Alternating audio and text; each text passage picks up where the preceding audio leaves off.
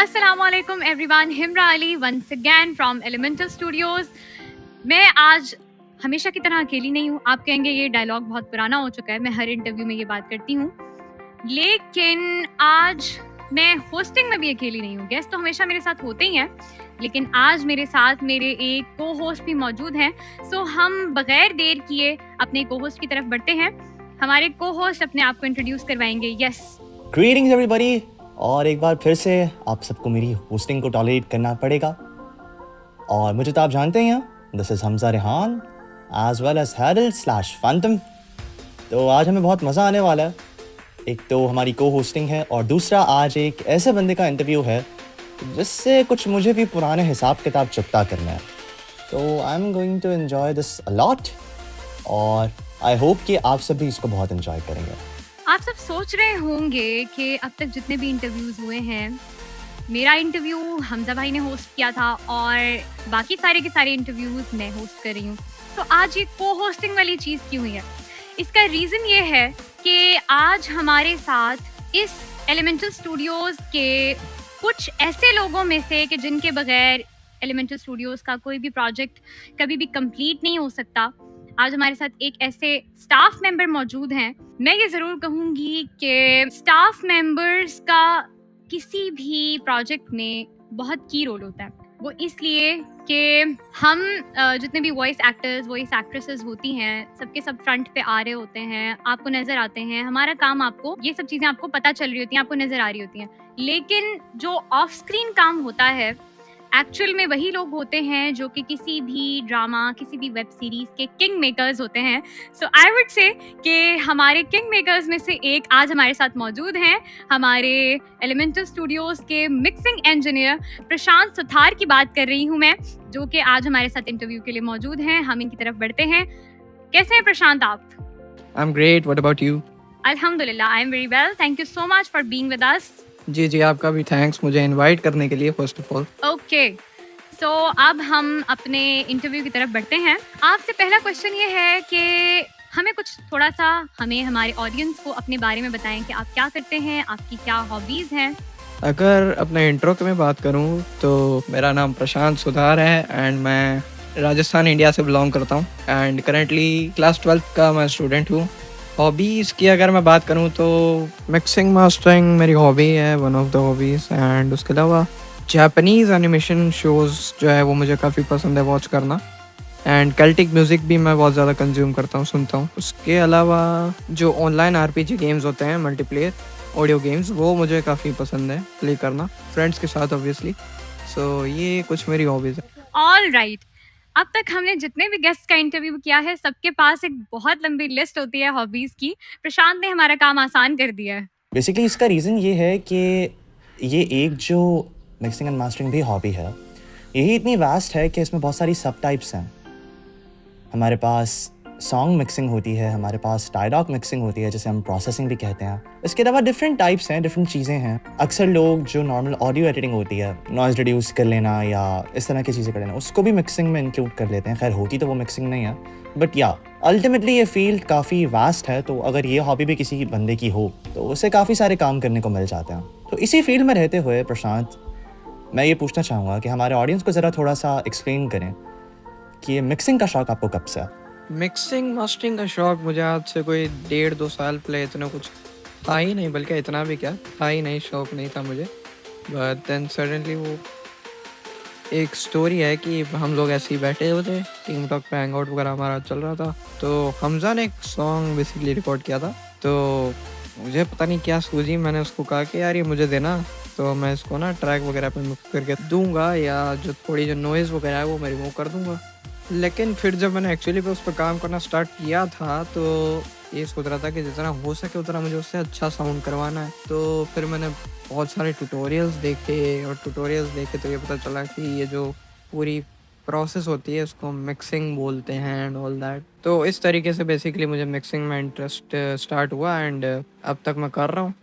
तो मिक्सिंग का आपने बताया और ये स्टोरी मुझे भी याद है, और इसी चक्कर में तो प्रशांत को काफ़ी काम भी करना पड़ा। तो हमारे ऑडियंस को ये बताएं ज़रा कि आप सिर्फ सॉन्ग मिक्सिंग में ही इंटरेस्ट रखते हैं, या क्योंकि ज़ाहिर सीरीज़ में तो आपने की है वोकल प्रोसेसिंग और वो सारी चीज़ें, तो उनके बारे में भी थोड़ा सा बताएं। मेनली तो मुझे सॉन्ग्स वगैरह ही मिक्स मास्टर करने में इंटरेस्ट है, बट क्योंकि वेब सीरीज का जो प्रोजेक्ट है उसमें थोड़ा बहुत मुझे भी इंटरेस्ट था, तो थोड़ा बहुत इसमें भी काम कर लिया। ऑलराइट, अपनी फील्ड में ये आपका पहला प्रोजेक्ट था या फिर आपने इससे पहले भी कभी किसी इस किस्म के प्रोजेक्ट पे काम किया है? अगर हम बात करें ओवरऑल मिक्सिंग के मेरे प्रोजेक्ट्स की, तो वो ये फर्स्ट नहीं था, बट ऑडियो वेब सीरीज के पॉइंट ऑफ व्यू से ये मेरा फर्स्ट प्रोजेक्ट था। अबिस ऑफ इविल में प्रोसेसिंग की रिस्पॉन्सिबिलिटी और एलिमेंटल स्टूडियोज के स्टाफ मेंबर की पोस्ट आपको कैसे मिली? क्या ये फ्रेंड की वजह से हुआ था या किस तरह आप इस पोस्ट तक पहुंचे? काइंड ऑफ वो इसलिए बिकॉज जब इस वेब सीरीज का हमने प्लान किया था कि वेब सीरीज बनाएंगे, तो उस वक्त हर किसी ने अपना काम डिसाइड कर लिया था पहले से कि यार मैं ये करूँगा, तो मैंने भी अपना काम बता दिया था उस वक्त कि भाई मैं प्रोसेसिंग वगैरह कर लूँगा और 3D वगैरह का भी, तो इस वजह से। ओके, सो इसी कॉन्टेक्स्ट में रहते हुए आपने हमें बताया कि आपको सॉन्ग मिक्सिंग में ज़्यादा इंटरेस्ट है और डायलॉग प्रोसेसिंग में इतना इंटरेस्ट नहीं है, तो इसका रीज़न क्या है? सॉन्ग मिक्सिंग ही क्यों? मे बी इसलिए बिकॉज जो सिंगल डायलॉग्स की प्रोसेसिंग होती है वो बहुत डिफ़िकल्ट हो जाती है, बिकॉज हर रिकॉर्डिंग परफेक्ट नहीं होती, जैसा कि मैंने पहले भी कहा नॉइज़ी होती है रिकॉर्डिंग्स, रेवर्ब भी उनमें होता है, तो वो एक इशू बन जाता है। उसके अलावा फिर ये है कि जो वेब सीरीज़ के प्रोजेक्ट्स होते हैं वो बहुत लेंदी होते हैं, उसमें मेरा इंटरेस्ट इसलिए भी इतना डेवलप नहीं हो पाता। आपने प्रोसेसिंग के साथ साथ साउंड डिजाइनिंग का भी काम किया है, सो साउंड डिजाइनिंग के कौन से एलिमेंट्स आप करते थे और कौन से हमजा भाई?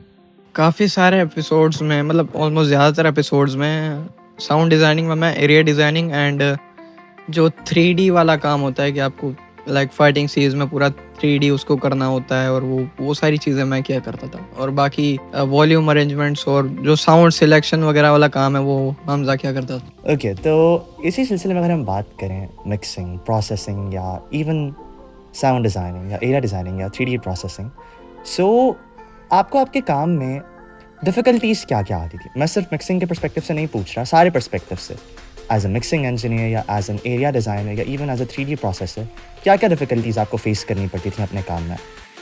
डिफ़िकल्टीज़ पहला तो वही कि रिकॉर्डिंग्स ऑफ कोर्स इतनी परफेक्ट नहीं होती थी, बिकॉज हर किसी के पास परफेक्ट माइक्रोफोन वगैरह नहीं होता, तो कोई फ़ोन से रिकॉर्ड कर रहा होता था, कोई ईयरफोन से, तो फिर उन सब चीज़ों की वजह से ये होता है कि पॉप्स आ जाते हैं, हाँ या प वाले साउंड्स होते हैं जिन पे माइक्रोफोन थोड़ा डिस्टोर्ट कर जाता है अगर आपके पास एक पॉप फिल्टर वगैरह ना हो, तो वो एक चीज़ है। एंड ये प्रॉब्लम मेजॉरिटी ऑफ द लोगों के साथ आती थी, बिकॉज वो लोग जो है फ़ोन के माइक्स यूज़ कर रहे होते थे एंड फ़ोन के माइक से प्रॉपर वो लोग डिस्टेंस नहीं वो करते थे, तो ये कुछ बेसिकली डिफ़िकल्टीज़ हैं जो फेस करते हैं हम नॉर्मली जब वेब सीरीज़ वगैरह पे काम करते हैं। तो इन सारी चीज़ों को आप फिक्स कैसे करते थे? कुछ प्लगइन्स हम बेसिकली यूज़ करते थे, इक्वलाइज़र, कंप्रेसर एंड जो रिवर्ब वगैरह होता है उसको रिमूव करने के लिए भी प्लगइन्स आते हैं, तो ये चीज़ है। ओके, सो जिन लोगों को प्लगइन्स और इन चीज़ों का नहीं पता, डोंट वरी अबाउट इट, आगे हमारा एक क्वेश्चन इससे रिलेटेड आएगा जिस पे ये सारी चीज़ें आप सबको क्लियर हो जाएंगी, तो स्टे ट्यून विद अस। फिलहाल हम हमारे नेक्स्ट क्वेश्चन की तरफ चलते हैं। अबिस ऑफ इविल की एक एपिसोड और काफ़ी सारे फाइटिंग सीन्स 3D में है, so what do you think 2D और 3D प्रोसेसिंग में टेक्निकली स्पीकिंग क्या क्या डिफरेंसेस हैं, और 3D क्या उतनी ही डिफ़िकल्ट होती है जितनी लोगों को यूजुअली लगती है? 2D एंड 3D प्रोसेसिंग में बेसिकली डिफरेंस एक तो ये होता है कि जब आप नॉर्मली किसी चीज़ को पैन करते हैं फाइटिंग सीन्स में या कोई भी दूसरे सिनेरियो में, तो वो क्योंकि पैन में आप सिर्फ ये कर सकते हो कि या तो वो लेफ्ट जाएगा या राइट जाएगा, 3D में आप पूरा ये कर सकते हो कि अगर आपको किसी चीज़ को लाइक राइट मूव करके आपको उसको ऊपर ले जाना है या नीचे ले जाना है, तो वो पूरा एक 3D का जो है प्रोसेस होता है। एंड हाँ, kind of 3D processing 2D के मुकाबले डिफ़िकल्ट होती है, बिकॉज आपको 1 बाय 1 प्रोसेस करना पड़ता है आइटम्स को कई बार, तो फिर वो थोड़ा सा डिफ़िकल्ट हो जाता है। 3D प्रोसेसिंग का ऑफिशियली किसी स्टाफ मेंबर को क्रेडिट नहीं दिया गया, इसके बारे में कुछ डिस्क्लोज करना चाहेंगे कि किस किस ने क्या क्या किया? I think because it's a part of sound designing, that's why वो किसी को स्पेशली उसका क्रेडिट नहीं दिया गया। अदरवाइज मेनली जो 3D प्रोसेसिंग है वो मैंने की थी, और आगे के कुछ एपिसोड्स की हमजा ने की थी। एक्चुअली यहाँ पर मैं अपने ऑडियंस को बताना चाहूँगा कि आगे के कुछ एपिसोड्स पर नहीं, यहाँ प्रशांत अपने आप को बहुत हम्बल प्रूफ कर रहे हैं।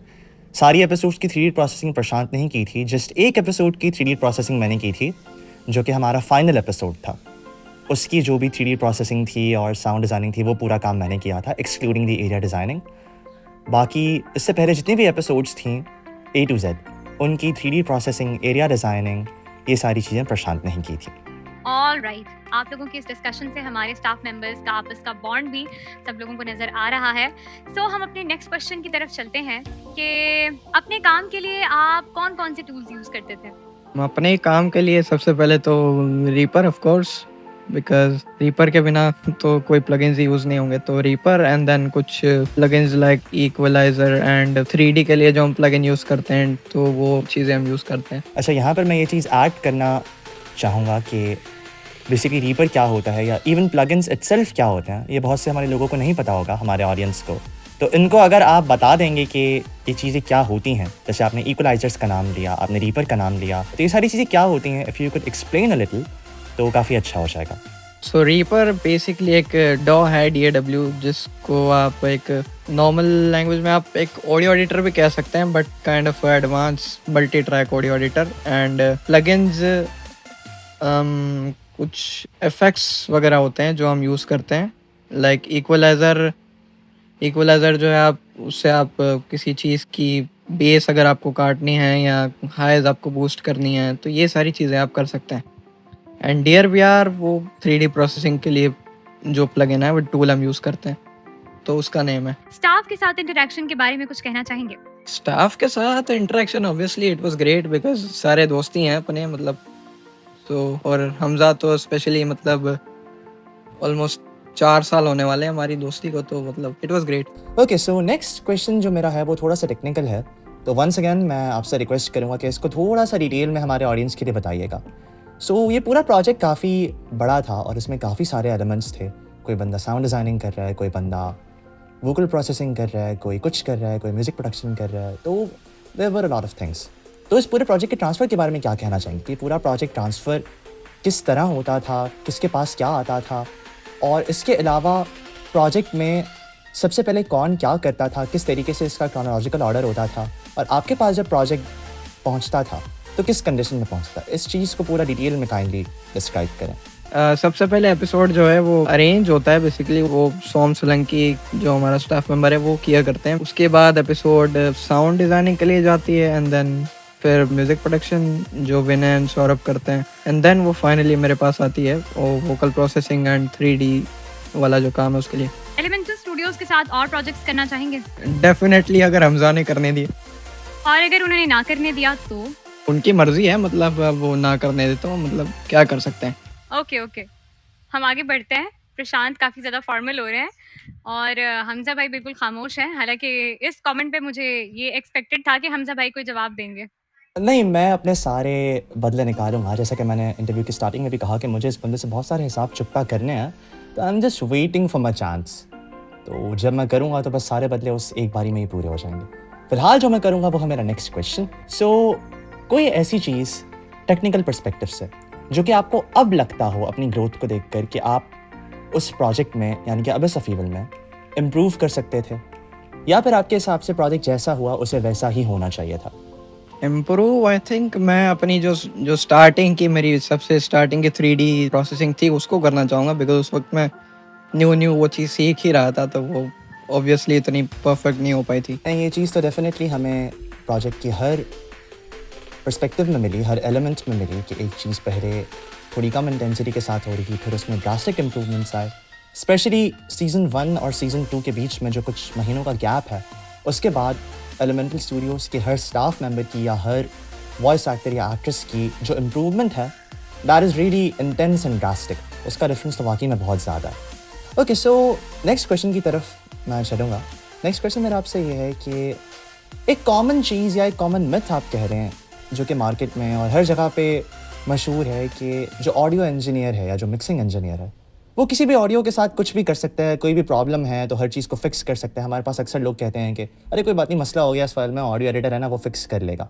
तो क्या वाकई में ऑडियो एडिटर या मिक्सिंग इंजीनियर सब कुछ फिक्स कर सकता है, या कुछ ऐसी चीज़ें आती हैं जहाँ पे मिक्सिंग इंजीनियर या ऑडियो एडिटर की भी लिमिट्स नज़र आने लगती हैं? ये मिथ मैंने खुद भी सुना है, और ऐसा वैसे होना नहीं चाहिए, बिकॉज ऑडियो एडिटर्स की भी एक लिमिट होती है। बिकॉज अगर रिकॉर्डिंग्स ही अच्छी नहीं होगी, वो क्लिप कर रही होंगी या बहुत नॉइजी होगी, तो उसमें एक एडिटर भी कुछ खास कर नहीं सकता। तो एक एडिटर पे इतना रिलाय नहीं करना चाहिए। अच्छा, तो इसके लिए हमारे पास इंडस्ट्री स्टैंडर्ड पे कुछ प्लगइन्स वगैरह भी होते हैं डी-रिवर्ब के लिए, और डिनॉइजर्स होते हैं हमारे पास, और ये सारी चीज़ें होती हैं। तो क्या इनके साथ वही वाली चीज़ मैं कहूँगा कि सब कुछ फिक्स नहीं हो सकता, या इनकी भी कुछ लिमिट्स होती हैं? और अगर लिमिट्स होती हैं तो कहाँ तक ये कर पाते हैं और किस चीज़ को ये हैंडल नहीं कर पाते? डेफिनेटली प्लगइन्स होते हैं, बहुत अच्छे प्लगइन्स आजकल आने लग गए हैं, बट स्टिल अब अगर आप किसी हद से ज़्यादा रिवर्ब वाली चीज़ को आप फिक्स करने की कोशिश करेंगे तो ऑब्वियसली आप ज़्यादा अमाउंट जो है उस प्लगइन में सेट करेंगे कि वो रिड्यूस करे, और जितना आप ज़्यादा उसको सेट करेंगे ऑब्वियसली वो क्वालिटी पे इफेक्ट करेगा, और जब क्वालिटी पे इफेक्ट होगा तो पब्लिक को उससे भी इशू होगा। सो देन वही बात आ जाती। तो इसी क्वेश्चन का अगर मैं सब पार्ट बनाकर आपसे पूछूं कि हमारे ऑडियंस को अगर आपको सजेशन देना हो कि अगर वो कभी कुछ रिकॉर्ड करें तो वो किस तरह से करें, उनका एंगल किस तरह का हो, और क्या क्या चीज़ें ऐसी हों जो कि उनकी रिकॉर्डिंग में प्रेजेंट ना हो, तो इसके लिए आप काइंडली कुछ सजेस्ट करेंगे? रिकॉर्डिंग टिप्स अगर मुझे देनी हो तो फर्स्ट ऑफ ऑल तो मैं यही सजेस्ट करूँगा कि रिकॉर्डिंग जब करें तो थोड़े ढंग के इन्वायरमेंट में जाकर रिकॉर्डिंग बेसिकली करनी चाहिए, ताकि ऑडियो एडिटर जो है वो भी थोड़ा कुछ उसको अच्छे से पॉलिश करके अच्छा प्रोडक्ट निकाल पाए उसमें से। एंड दूसरी बात ये है कि जो ज़्यादातर लोग फ़ोन्स या ईयरफोन्स के माइक से भी रिकॉर्ड करते हैं, तो जो माइक है उसको थोड़ा अपने फेस से डिस्टेंस पे रखना चाहिए ताकि पॉप्स ना आए। अगर वही बात है, पॉप्स आते हैं तो फिर पॉप्स काइंड ऑफ फिक्स हो भी जाएँ तो वो जो नॉइज़ आती है एक वो फटने वाली, वो फिक्स नहीं हो पाती। ऑलराइट, आपने इस प्रोजेक्ट में 2 से 3 काम किए। सबसे मुश्किल कौन सा काम था? 3D processing without any doubt. ऐसा क्यों? बिकॉज 3D प्रोसेसिंग के टाइम पर हमें छोटे से छोटे इफेक्ट्स को भी 3D में करने के लिए उन्हें अलग से प्रोसेस करना पड़ता है, और क्योंकि एपिसोड्स बड़ी होती हैं तो बहुत सारी चीज़ें होती हैं जिन्हें प्रोसेस करना पड़ता है, तो वो टाइम टेकिंग काफ़ी बन जाता है। सो आप एक एस्टिमेट बताएंगे कि अंदाज़न आप बताएंगे कि एक 25-30 मिनट्स के एपिसोड को 3D प्रोसेसिंग करने के लिए आपको कितना टाइम लगता है? अगर 25-30 मिनट्स की हो तो मे बी, अगर मैं लग के काम करूँ प्रॉपर अगर, तो 4 to 5 hours may be, but इतना मैं करता हूँ नहीं, तो 1-2 दिन तो लगे जाते हैं। अगर अराउंड 1 आवर कोई एपिसोड होगी तो ये तो फिर मतलब 10-12 घंटे का काम है। एक दिन में नहीं हो सकती, हमजा से पूछेगा तो उसने लास्ट एपिसोड का काम किया था तो वो बेटर बता पाएगा। एग्जैक्टली, लास्ट एपिसोड क्योंकि इस तरह की थी कि वो पूरी फाइटिंग थी। बेसिकली ये चीज़ भी मैटर करती है कि 25 या 30 मिनट्स की एपिसोड किस तरह की है, क्या उसमें फाइटिंग है या उसमें जस्ट नॉर्मल चीज़ें हैं। बिकॉज नॉर्मल चीज़ों को compare to fighting elements process करना काफ़ी ईजी होता है, लेकिन जब आप फाइटिंग पे काम कर रहे होते हो तो आपको हर चीज़ को, अगर आपके पास किसी को पंच मारने का वूश है, एक वो चीज़ हो गई, फिर पंच का इम्पैक्ट है वो हो गया, किसी को लगने का ग्रंट है, इन 3 चीज़ों को ही आपको अलग अलग तरीक़ों से प्रोसेस करना होता है, तो उसमें बहुत ज़्यादा टाइम लग जाता है। और अगर मैं अपनी बात करूँ तो मुझे भी बहुत टाइम लग गया था लास्ट एपिसोड को करने में, एटलीस्ट 1 हफ़्ता लग गया था, बिकॉज वो बड़ी भी बहुत थी और उसमें हर जगह फाइट थी। खैर, मैं तो अगर बोलने पे आया तो बोलता चला जाऊँगा। फ़िलहाल हम अपने नेक्स्ट क्वेश्चन की तरफ चलते हैं। तो मेरा नेक्स्ट क्वेश्चन आपसे ये है प्रशांत कि as an audio engineer do you think कि आपकी जो ग्रोथ थी वो इस प्रोजेक्ट से पहले भी उतनी ही थी जितनी इस प्रोजेक्ट के बाद है, या डू यू थिंक कि आपकी ग्रोथ में इस प्रोजेक्ट की वजह से कोई चेंज आया है?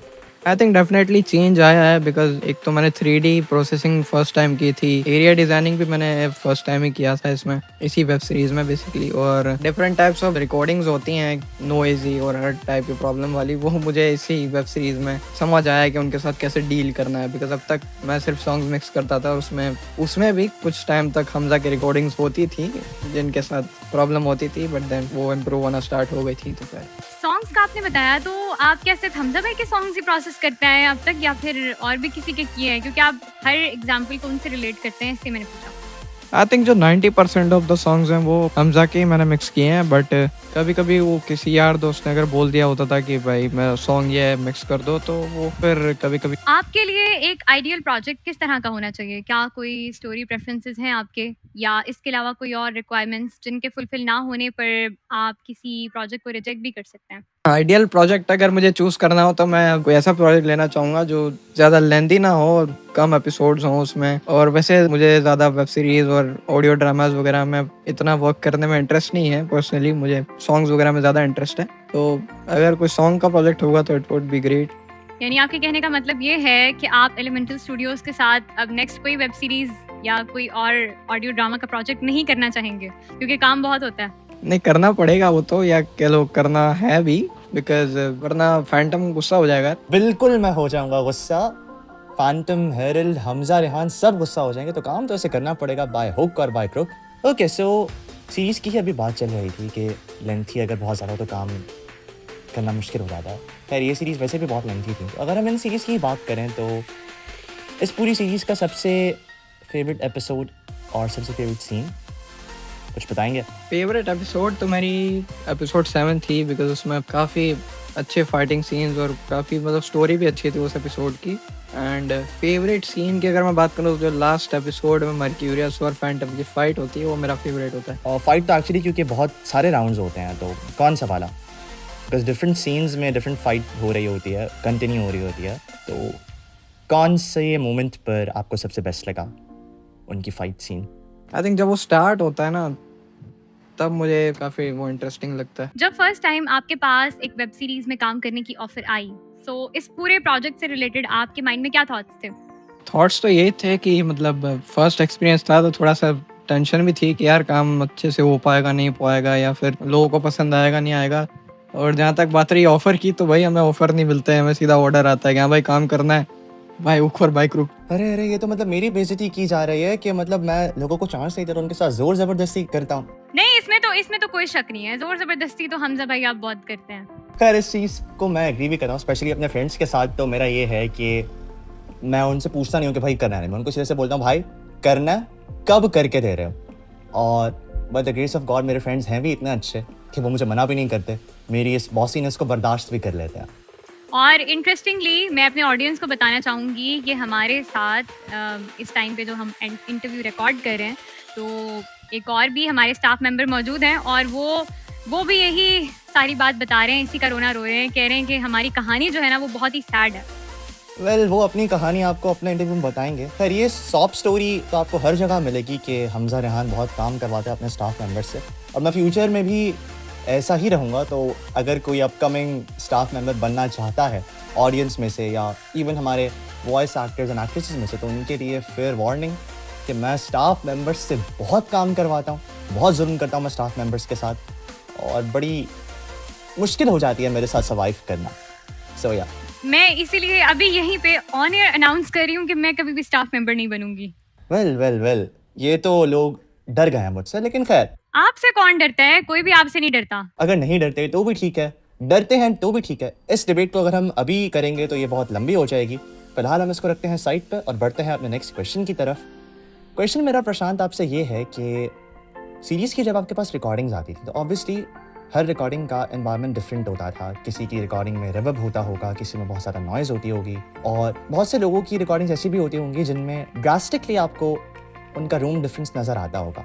तो सीरीज़ में तो ऑब्वियसली हमें ऐसा दिखाना होता है कि एक जगह पर सब बैठे हैं जिनका सीन हो रहा है। तो उन सारे लोगों के एनवायरनमेंट को कैंसिल आउट करने के लिए आप क्या करते थे कि सबका एनवायरनमेंट एक जैसा दिखे, या at least as close to as possible वो एनवायरनमेंट दिखे?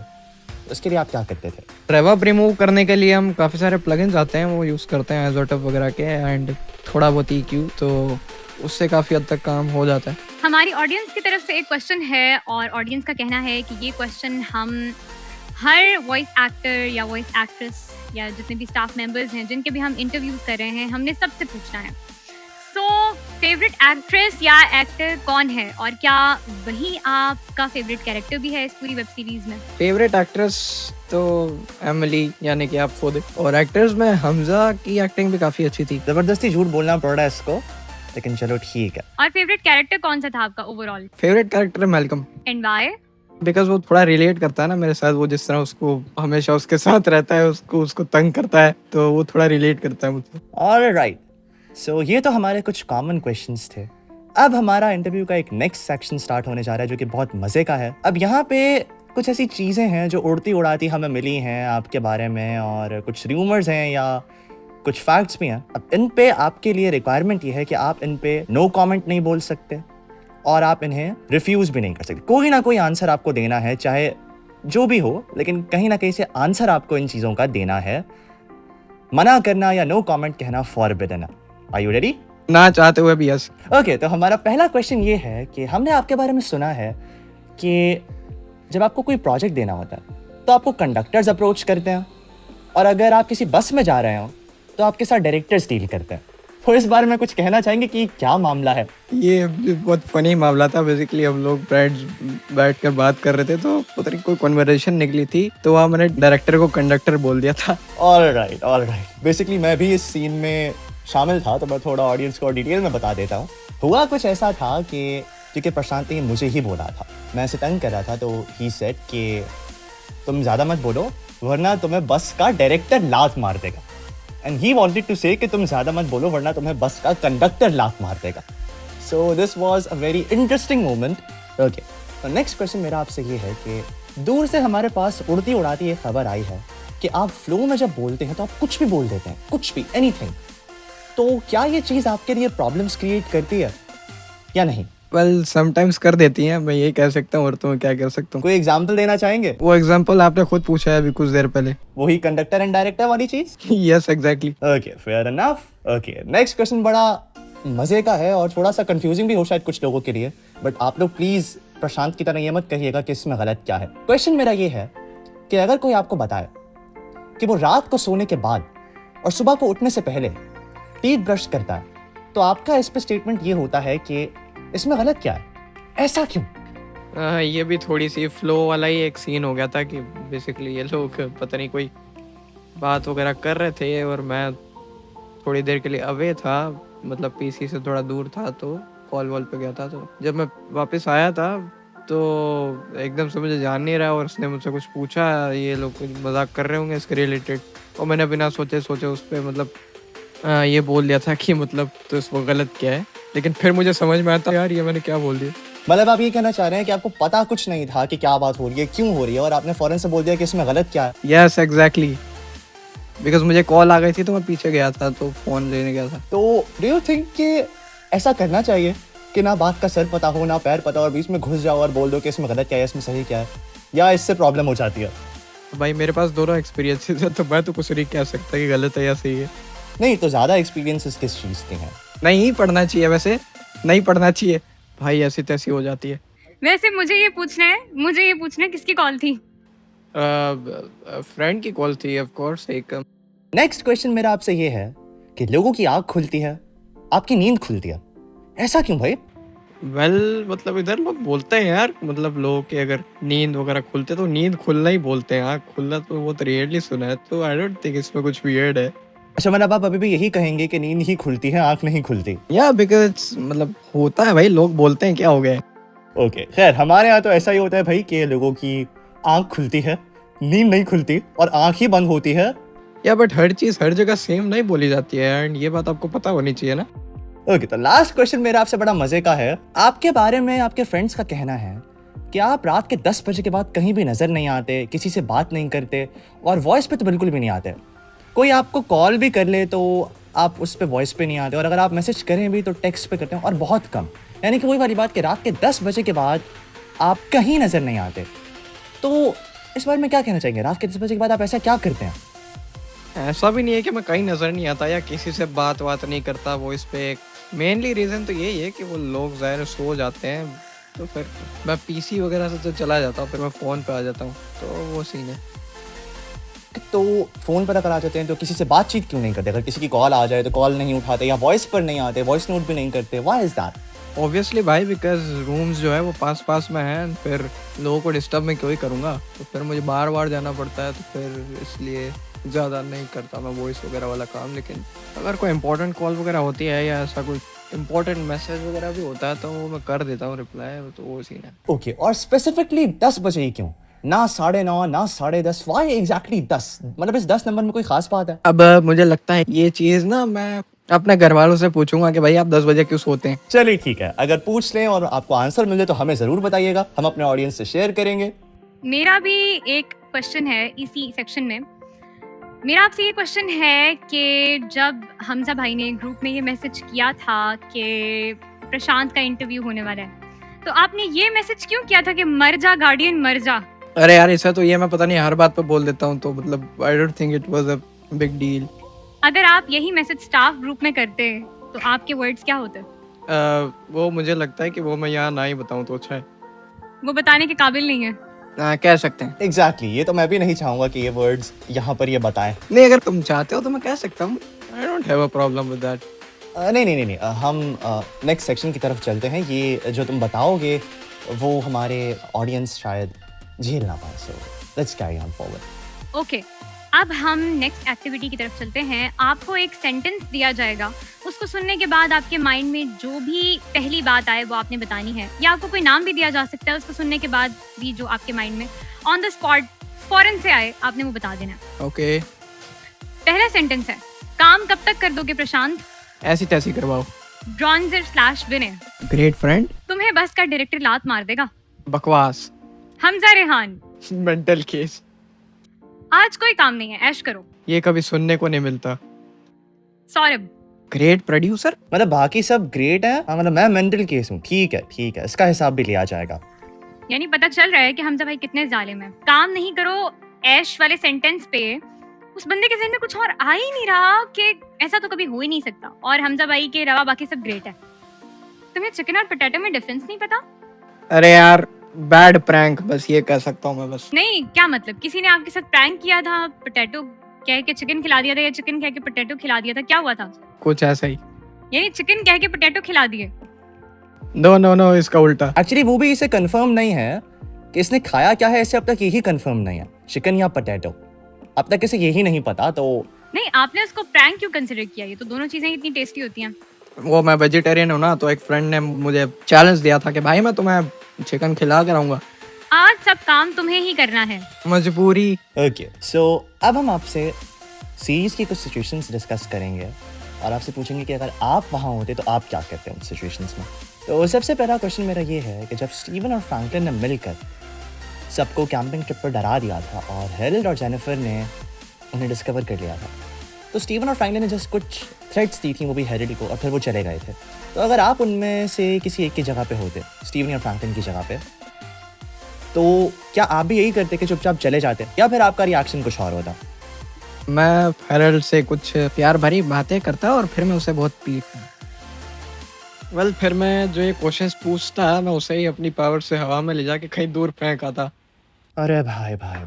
ओके, तो अगर आप एक सुपर हीरो होते तो आप मर्क्यूरियस से किस तरह डील करते? वैसे ही जैसे हेरल्ड ने किया, या आपका स्टाइल कुछ डिफरेंट होता? हेरल्ड ने मर्क्यूरियस को एंड में जेल भेज दिया था ना, मैं जेल नहीं भेजता, मैं सीधा उसको एंड कर देता। ओके, तो वो एंड किस तरह का होता? आप जस्ट ऑन द स्पॉट उसको मार देते, या आप पहले टॉर्चर करते उसको और फिर उसे मारते? तो किस तरह का एंड होता? नहीं, टॉर्चर नहीं करता मैं यार। जिस बंदे ने प्ले किया है वो अच्छा दोस्त है मेरा, तो मैं बिना दर्द वाली मौत देता उसको। डू यू थिंक कि उसके लिए बहुत कम सजा है? आई थिंक जेल भेज देना ज्यादा कम सजा थी उसके लिए। अगर आप मर्क्यूरियस होते तो क्या आप हेरल्ड के साथ वही करते जो ओरिजिनल मर्क्यूरियस ने किया, या फिर आपका रिएक्शन थोड़ा कम या उससे भी ज़्यादा होता? मैं अगर मर्क्यूरियस की जगह होता तो हेरल्ड बड़ा नहीं हो पाता भाई, वो बचपन में ही मर गया होता। अरे बाप रे, इतनी क्रूरटी। अगर आपके किसी फ्रेंड को बेवकूफ़ बनाया होता और कहा गया होता कि पूरे स्कूल में या पूरी यूनिवर्सिटी में बेंच से उठाकर घूमने पर तुम्हें 10 मार्क्स मिलेंगे, और आपका फ्रेंड उसी बेवकूफ़ बनी हुई हालत में आपको भी यही चीज़ बोलता कि भाई प्रशांत आ जाओ, तुम भी मेरे साथ ये करो, तुम्हें भी 10 मार्क्स मिल जाएंगे, तो आपका क्या रिएक्शन होता? आप उसके साथ क्या करते या उसे क्या कहते? भाई मैं उसे पहले तो 4 गालियां देता और फिर 2 लातें मारता उसे। भाई खुद तो बेवकूफ़ी कर रहा है, मुझे भी शामिल कर रहा है उसमें। ओके, सो आपकी बहुत सारी चीज़ें मार धाड़ से ही इंक्लूडेड हैं, तो आपसे थोड़ा बच के रहना पड़ेगा, हमें भी और हमारे ऑडियंस को भी। एंड स्पीकिंग ऑफ ऑडियंस, मेरा लास्ट क्वेश्चन। नहीं, ऑडियंस को डरने की कोई ज़रूरत नहीं है, आप बस अपना ख्याल करें। हाँ, मतलब मैं अपनी सेफ्टी का बंदोबस्त कर लूँ। चलें, ये सेकंड टाइम मुझे किसी ने थ्रेट दिया है कि अपनी सेफ्टी का बंदोबस्त कर लें, तो अब मुझे लगता है मुझे वाकई में कर लेना चाहिए। फिलहाल ऑडियंस की बात निकली है, तो मेरा लास्ट क्वेश्चन भी आपसे यही है कि क्या हमारे ऑडियंस के लिए कुछ कहना चाहेंगे? ऑडियंस से मैं ये कहना चाहूँगा कि बस जिस तरह उन लोगों ने स्टार्टिंग से हमें सपोर्ट किया है, हमारे कंटेंट को सपोर्ट किया है, उसी तरह वो आगे भी करते रहें। और इवन चैनल हमारा टर्मिनेट होने के बाद भी जब स्टार्टिंग से हमने सब कुछ मतलब किया, तो ऑडियंस ने बहुत अच्छा सपोर्ट दिखाया। तो really thanks to you all guys, and once again thanks for inviting me for this interview.